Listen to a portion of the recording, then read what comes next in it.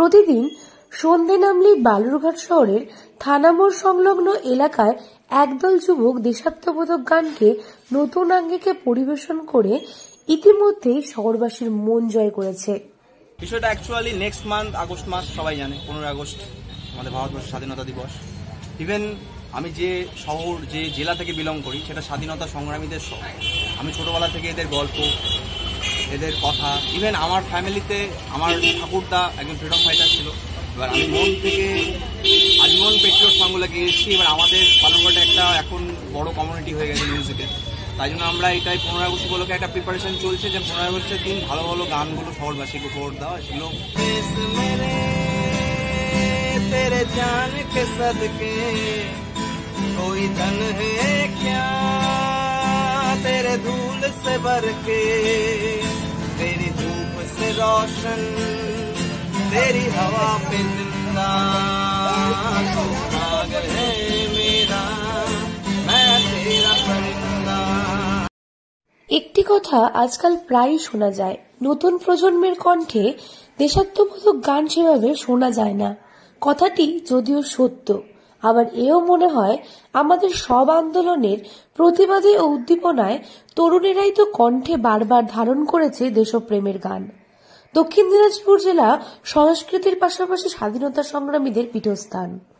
Patriot সঙ্গের মধ্যে দিয়ে দেওয়া, ইভেন নিউ জেনারেশনকে সেই গানগুলো শুনিয়ে তাদেরকে সেই জাতীয়তা বোধের একটা স্লোগান ছড়ানো, এটাই আমাদের মেন উদ্দেশ্য।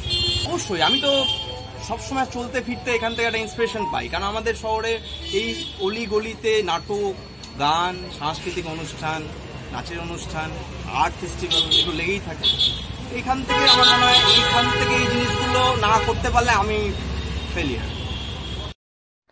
দক্ষিণ দিনাজপুর জেলাতে স্বাধীনতা সংগ্রামের ভারত ছাড়ো, তেভাগা সহ একাধিক বড় বড় আন্দোলন সংগঠিত হয়।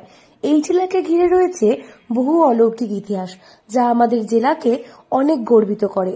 কালের বশে এখন যেন তা ক্রমশ হারিয়ে যেতে বসেছে। এখন আর নতুন প্রজন্মকে তেমন ভাবে দেশভক্তির ওপর কেন্দ্র করে দেশাত্মবোধক গান গাইতে শোনা যায় না, বরং তারা আধুনিক যুগে বলিউড, হলিউড, হিন্দি, বাংলা রিমিক্স গানে গেয়ে থাকে গান। ফলস্বরূপ দেশাত্মবোধক গান গাওয়ার প্রতি তাদের তেমন একটা আগ্রহ নেই বললেই চলে।